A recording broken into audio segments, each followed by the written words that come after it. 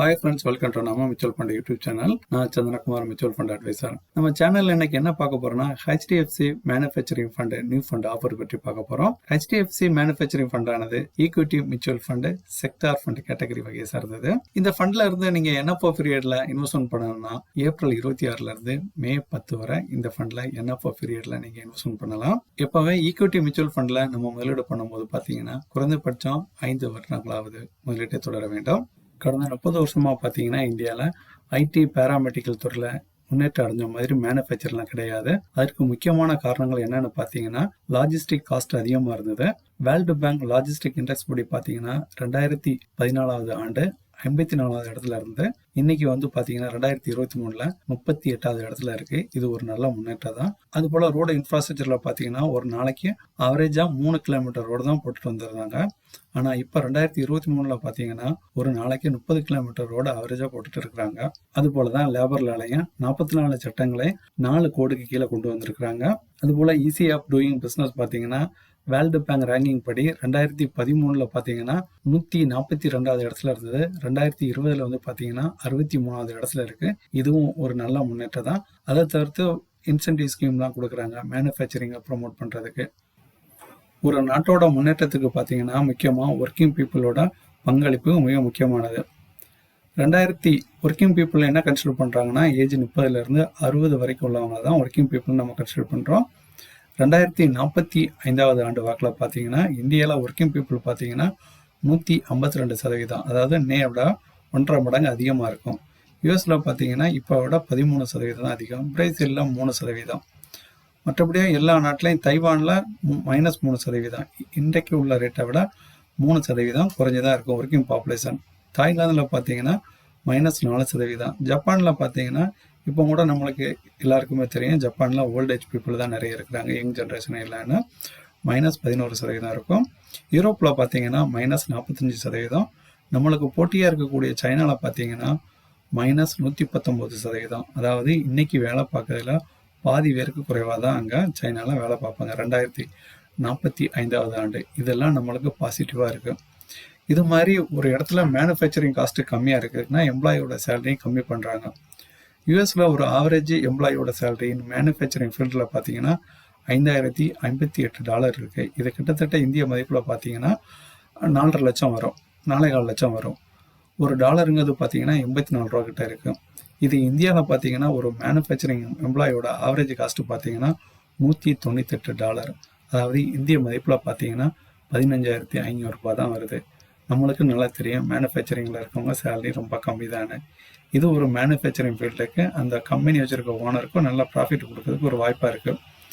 இது போல் world bank data படி பார்த்தீங்கன்னா இந்தியாவில் லேபர் காஸ்ட் பார்த்தீங்கன்னா நம்பர் 2ல் இருக்குது. அதாவது மிக குறைந்த சம்பளத்தில். நம்பர் 1ல் இந்தோனேஷியா இருக்குது. அதுக்கு பிறகு இந்தியா செகண்ட் பிளேஸில் இருக்குது. ஒர்க்கிங் ஏஜ் பாப்புலேஷனில் பார்த்தீங்கன்னா இந்தியா தான் நம்பர் 1ல் இருக்குது. ஸ்டெம் கிராஜுவேட்டில் பார்த்தீங்கன்னா இந்தியா தான் நம்பர் 1 இருக்குது. அது மாதிரி எல்லா கண்ட்ரியில் பார்த்தீங்கன்னா நிறைய கண்ட்ரிலாம் பார்த்தீங்கன்னா அவங்க நாட்டு மொழியில் தான் படிப்பாங்க. நம்ம இந்தியாவில் மட்டும்தான் எல்லாரும் இங்கிலீஷ் படிக்கிறதுனால இங்கிலீஷ் ஸ்பீக்கிங் கிராஜுவேட் பார்த்தீங்கன்னா இந்தியாவில் தான் அதிகம். வேர்ல்டு லெவலில் பார்க்கும்போது நம்பர் 1ல் இந்தியா தான் இருக்குது. இதெல்லாம் ஒரு பாசிட்டிவாக பார்க்கப்படுது. இந்தியாவில் இருந்து ஐஃபோன் உற்பத்தி எப்போ ஆரம்பித்தாங்கன்னா 2017 ஆரம்பித்தாங்க. ஐஃபோன் எஸ்இன்னு ஒரு மாடல், பேசிக் மாடல் ஆரம்பித்தாங்க.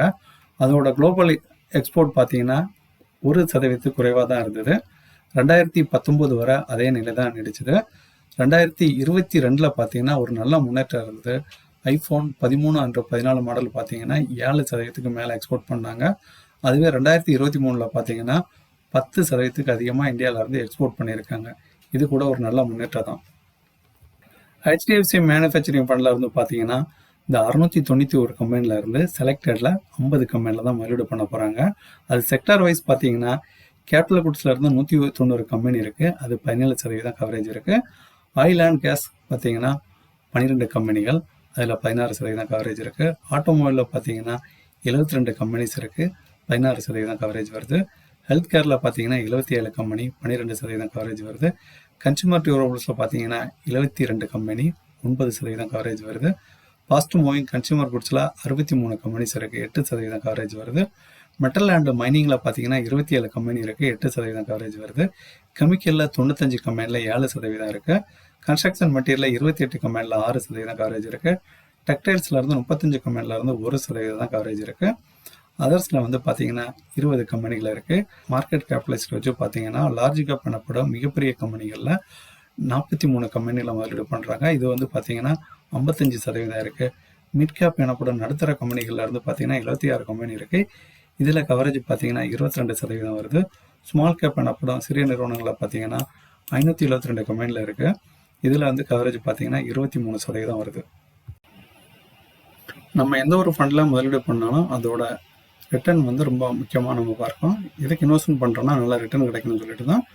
நம்ம இதில் வந்து பார்த்துட்டிங்கன்னா கம்பேரிசன் நிஃப்டி 50 கூட நிஃப்டி 500, நிஃப்டி 50 இதோட ரிட்டர்னை நிஃப்டி இந்தியா மேனுஃபேக்சரிங் இண்டெக்ஸோட கம்பேர் பண்ண போகிறோம். 15 வருஷம் ஆவரேஜ் நீங்கள் பார்த்தீங்கன்னா நிஃப்டி இந்தியா மேனுஃபேக்சரோட ரிட்டர்ன் பார்த்தீங்கன்னா 18.4% இருக்குது.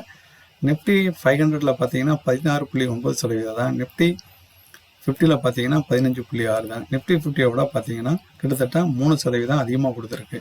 15 இயர் ஆவரேஜ் பார்க்கும்போது 10 இயர் ஆவரேஜ்லேயும் அப்படி தான். நிஃப்டி இந்தியா மேனுஃபேக்சரிங் பார்த்தீங்கன்னா 16.2 இருக்குது. நிஃப்டி 50 பார்த்தீங்கன்னா 14.2. நிஃப்டி 50யோட 2% அதிகமாக தான் இருக்குது. 5 இயர் ஆவரேஜ் பார்க்கும்போது நிஃப்டி இந்தியா மேனுஃபேக்சரிங் பார்த்தீங்கன்னா 21.2% இருக்குது. நிஃப்டி 50 15.3%, கிட்டத்தட்ட 6% நிஃப்டி 50யோட Nifty India manufacturing index 5 year average return அதிகமாக இருக்குது. 3 வருட ஆவரேஜும் பார்த்தீங்கன்னா அதே போல் 25.4% இருக்குது நிஃப்டி இந்தியா மேனுஃபேக்சரிங். நிஃப்டி 500 பார்த்தீங்கன்னா 16.3% தான் இருக்குது. 1 இயர் பார்க்கும்போதும் 55% நிஃப்டி இந்தியா மேனுஃபேக்சரிங் இண்டெக்ஸ் கொடுத்துருக்கு.